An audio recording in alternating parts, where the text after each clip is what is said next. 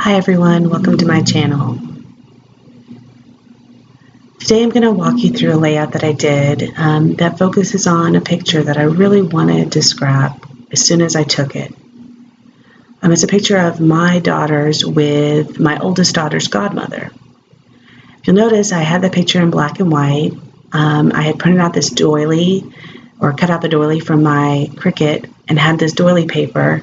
And I thought, oh, it'd be great with a black and white photo. But as you can see, the black and white was really just too stark.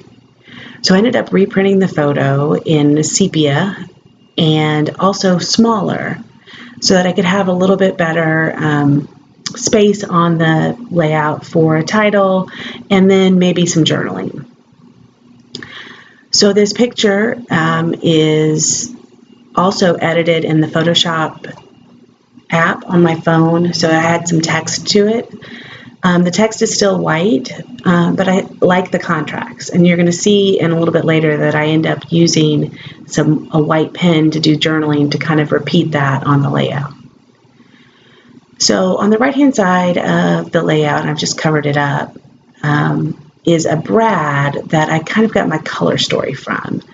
And it's got this orange and yellow and green kind of sagey fall colors in it. And I really liked those colors, and I wanted to kind of bring those in throughout the layout.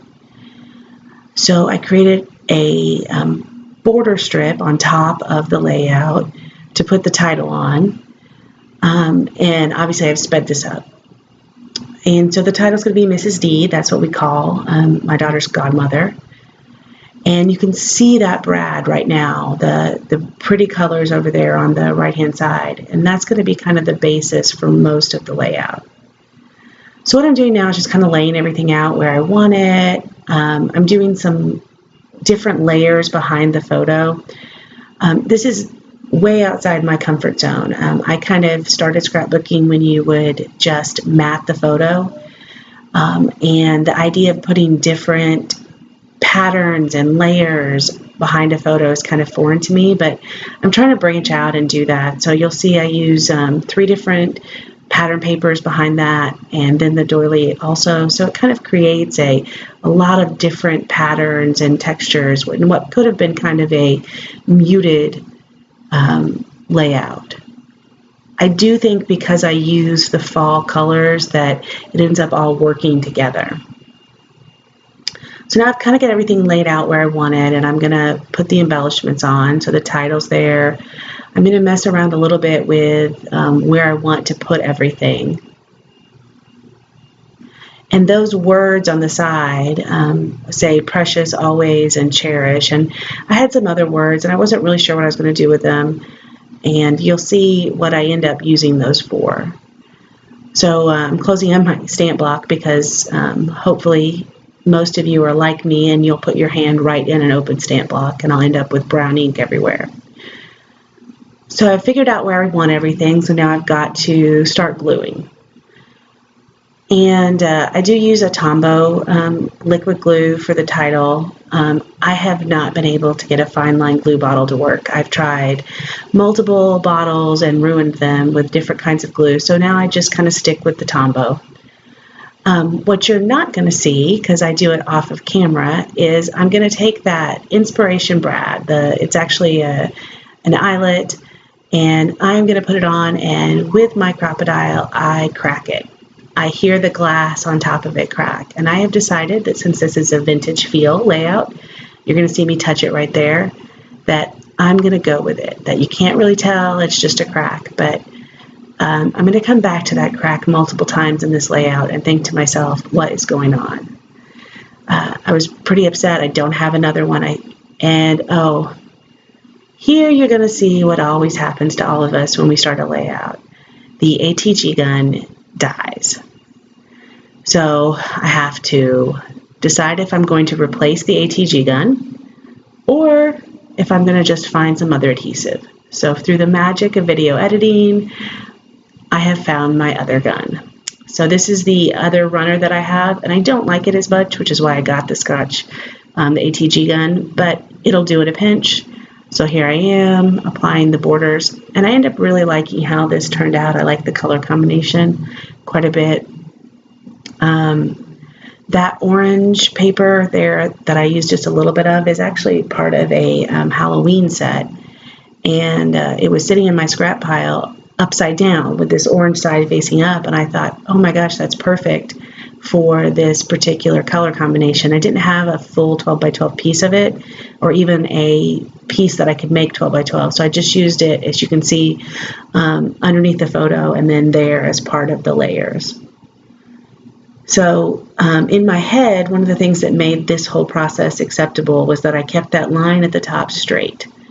And for me, having that one straight line across the top kind of made up for the fact that my layers were crooked and I had torn the paper, and just that one straight line up there of the title kind of said, okay, this is still, you know, a scrapbook layout that you like and that you're good with.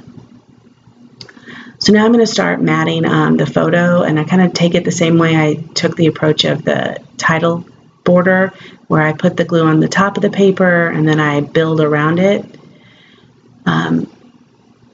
There's not much to this other than, I will say, what I found is if you can work in little sections and kind of build it, it's easier than just trying to make random mats. And guess what happens again? I lose another set of adhesive. This was just a project I thought I would get done quickly, and instead I had to go through 3 different sets of adhesive. So I think I've sped it up again just so you don't have to watch in agonizing detail all the rest of me putting this together. But I am putting the brads in. This particular orange brad is in a metal washer that says Reminisce. And I'm poking that through all the layers. I had to move the foam tape that I put on the back of the picture. You're also going to see that when I laid everything out, the fact that I put that foam tape on is really going to mess with my square blessed metal, because I wanted that all the way on the photo, and now I'm going to have to kind of put it to the side. So what I end up doing is put a piece of foam tape. I cut one in half, and on the part of the blessed that is outside of the mat, I have the foam tape, so it's raised up and it's the same height as the rest of the mat. And that turned out to be pretty good. So I'm just finishing doing my embellishing. I'm not a big fan of having a whole bunch of different embellishments on a page. I like to kind of keep a few clusters. Normally I would have put more clusters, more with the cluster at the top that has the brad, but that was kind of supposed to be the period after D. So I didn't want to add other embellishments to it because I thought that would be confusing. In hindsight, as I'm looking at it, I wish I had put another brad after Mrs., because you should technically have a period there too. But I'm trying to just let it go, in the words of Disney. So there is the final set for that cluster down there. I like to have a threesome down in the clusters. So I've got 3 brads down there, or 3 metal pieces. Then you'll notice I put another 3 metal pieces, and these words, always, cherished, and precious. And what I want to do with these is actually use those in my journaling and actually write the journaling around those metal pieces. So I don't stick them down yet. I kind of place them where I think I want them to go, and I, in my head, figure out what I'm going to write. And then I take a white pen and I write the journaling around those 3 words. Now, my handwriting's not great. It's not perfect, and the white pen on that paper had a couple of slip-ups, but I think it's important to have your handwriting in your layouts, and I think it's important to kind of go with the flow. So that's what I did for this layout. Anyway, well, I appreciate you coming and listening to this video. I hope you enjoyed the layout as much as I did. I think it turned out perfectly. And I just encourage you to take those pictures and those memories and make them into something you can share with your family. Here is my final layout, and once again, that brad that I cracked, but it's going to be okay, and it looks good. So here's the layout, and thank you so much for watching. I hope you guys have a great day.